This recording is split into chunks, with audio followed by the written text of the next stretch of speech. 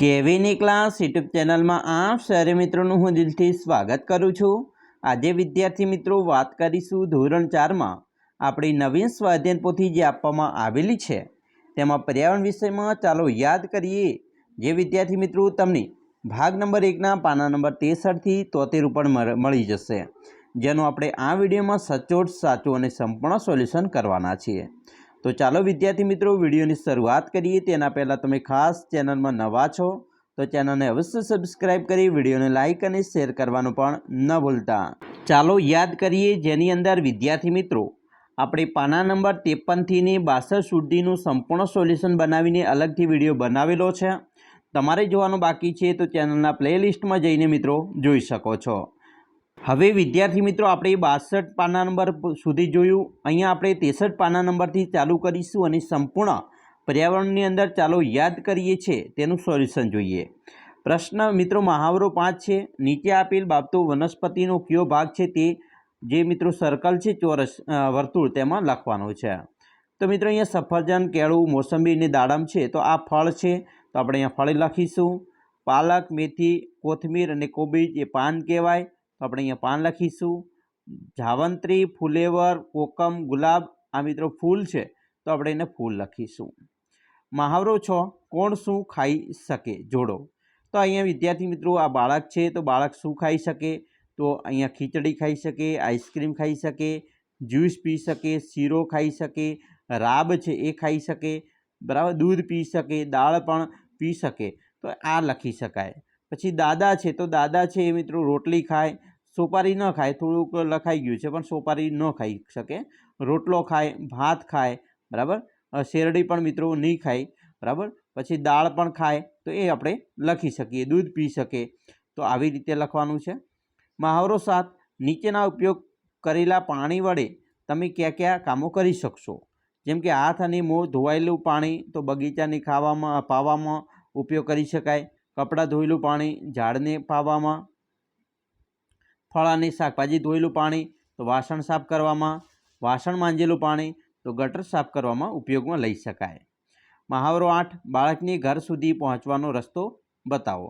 तो अहींयाथी बाळकने मित्रों आपणे चालतुं अहींया करवानुं छे अने आवी रीते आपणे बाळकने छे बराबर અહીંથી નીચે જવાનું છે અને આ રીતે બરાબર બાળકને આપણે ઘર સુધી પહોંચાડવાનું છે। બરાબર, અહીંથી આવશે તો આવી રીતે આપણે બાળકને ઘર સુધી પહોંચાડવાનું રહેશે।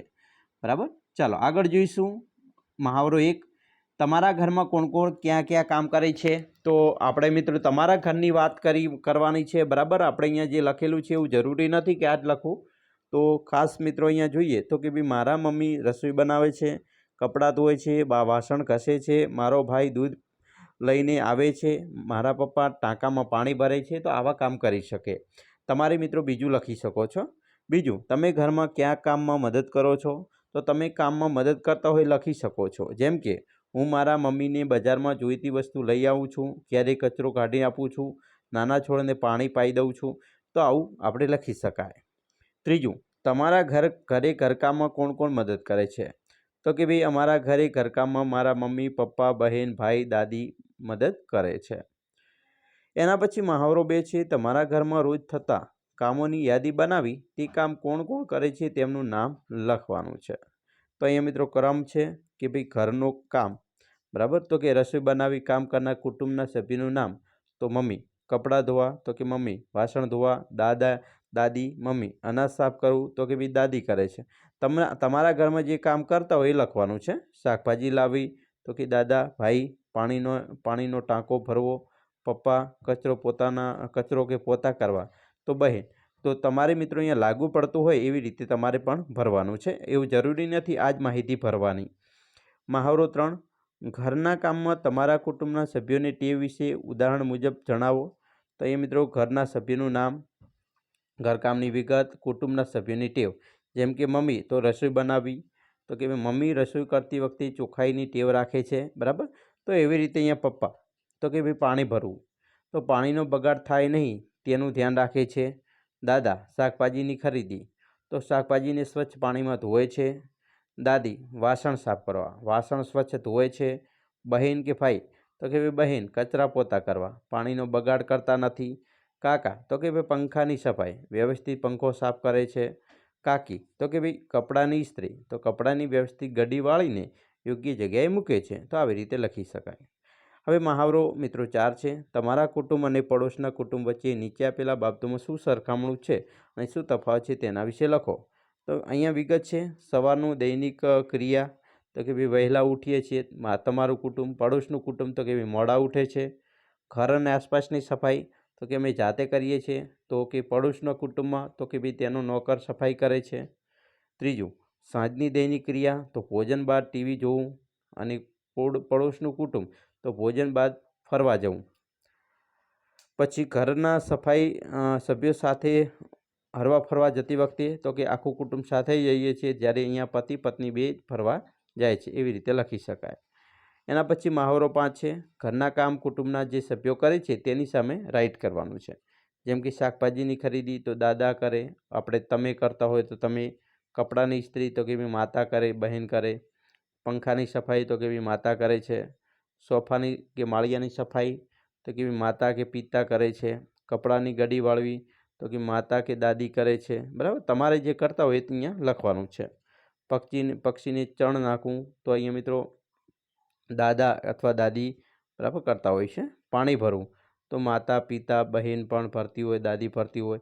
તો તમારે જે ભરતા હોય એ લખવાનું છે. ઘરમાં સુશોભન કરવું તો કે માતા અને બહેન કરતા હોય છે. તેવી રીતે અહીંયા મિત્રો મહાવરો 6, મારું કુટુંબ. હવે તમારા કુટુંબ વિશે માહિતી લખવાની છે. જેમ કે તમારું અહીંયા નામ લખવાનું છે. આપણે લખેલું છે કે ભાઈ ચૌધરી સત્યમ લક્ષ્મણભાઈ. બરાબર. મારી ઉંમર તો અહીંયા તમારી ઉંમર લખવાની છે. અહીંયા સત્યમની ઉંમર લખી છે 8 વર્ષ. એવી રીતે મારી માતાનું નામ તો અહીંયા રાધાબેન લખ્યું છે. એવી રીતે તમારે મિત્રો તમારી માતાનું નામ લખવાનું છે. પછી મારી માતાનો વ્યવસાય, અહીંયા ઘરકામ કરે છે, ગૃહિણી છે. મારા પિતાનું નામ તો લક્ષ્મણભાઈ. તો આવી રીતે તમારે પણ મિત્રો અહીંયા તમારું નામ લખવાનું છે. પછી મારા પિતાનો વ્યવસાય નોકરી ડાયમંડમાં કરે છે. પછી મારા દાદાનું નામ તો કે ભાઈ અમરાભાઈ ચૌધરી. મારા દાદીનું નામ તો હરિબેન. મારી બહેનનું નામ તો સ્નેહા. મારા ભાઈનું નામ તો કેવિન. તો આવી રીતે તમારે પણ મિત્રો તમારા સભ્યોનું નામ લખવાનું છે. અહીંયા મહાવરો 7 છે, મારું વૃક્ષ. આગળની માહિતીના આધારે નામ લખો. તો અહીંયા મિત્રો આગળની માહિતી આપણે સત્યમ વિશે ભરી છે. તો ભાઈ સત્યમ, હું અને એમનો ભાઈ તો કે ભાઈ કેવિન. બરાબર. એની બહેન તો સ્નેહા અને સંગીતા. પછી એમના પિતા તો કે ભાઈ લક્ષ્મણભાઈ. એમની માતા તો રાધાબેન. હવે લક્ષ્મણભાઈના પિતા એટલે કે સત્યમની દાદી તો હરિબેન અને દાદા અમરાભાઈ. હવે એમના નાની તો કે ભાઈ લાધીબેન અને નાના તો લગધીરભાઈ. તો આવી રીતે આપણે પણ મિત્રો તમારું વૃક્ષ છે આવી રીતે બનાવવાનું છે. રેડી? ચાલો આગળ જોઈએ. મિત્રો મહાવરો 1 છે. હોઠથી પાણી પીતા હોય તો લાલ અને જીભથી પાણી પીતા હોય તો લીલો રંગ ભરવાનો છે. તો અહીંયા ઘોડો છે હોઠથી પાણી પીએ તો એમાં લાલ રંગ કર્યો. સિંહ છે એ જીભથી પાણી પીએ તો લીલો રંગ. અહીંયા મિત્રો ઊંટ છે હોઠથી પાણી પીએ છે એટલે લાલ રંગ ભર્યો આપણે. તેવી રીતે અહીંયા શિયાળ છે એ જીભથી પાણી પીએ છે. એવી રીતે બિલાડી જીભથી પીએ છે અને વાઘ જીભથી, કૂતરો જીભથી પાણી પીએ. જ્યારે સસલું અને ગાય હોઠથી પીએ એટલે આપણે એમાં લાલ રંગ ભર્યો. મહાવરો 2, અલગ પડતું હોય તેના પર મિત્રો રાઉન્ડ કરવાનું છે. અહીંયા અલગ છે. પેલું છે કે હાથી, દેડકો, કૂતરો અને ઘોડો. તો કે ભાઈ અહીંયા દેડકો તો અલગ પડે છે. બરાબર. પછી બીજું છે આમાં સિંહ અલગ પડે છે. ત્રીજા આમાં સસલું અલગ પડે છે. ચોથામાં બકરી અલગ પડે છે. પાંચમામાં મગર અલગ પડે છે. છઠ્ઠું છે તો એમાં વાઘ અલગ પડે છે. બરાબર. મહાવરો 3, ચિત્ર પૂરું કરી રંગ પૂરો. મિત્રો અહીંયા ચિત્ર છે આપણે અહીંયા ક્રમ અનુસાર પૂરવાનો છે. જેમ કે પહેલું છે અને બીજા સાથે જોડવાનું છે. બરાબર. આ રીતે પણ જોડી શકાય.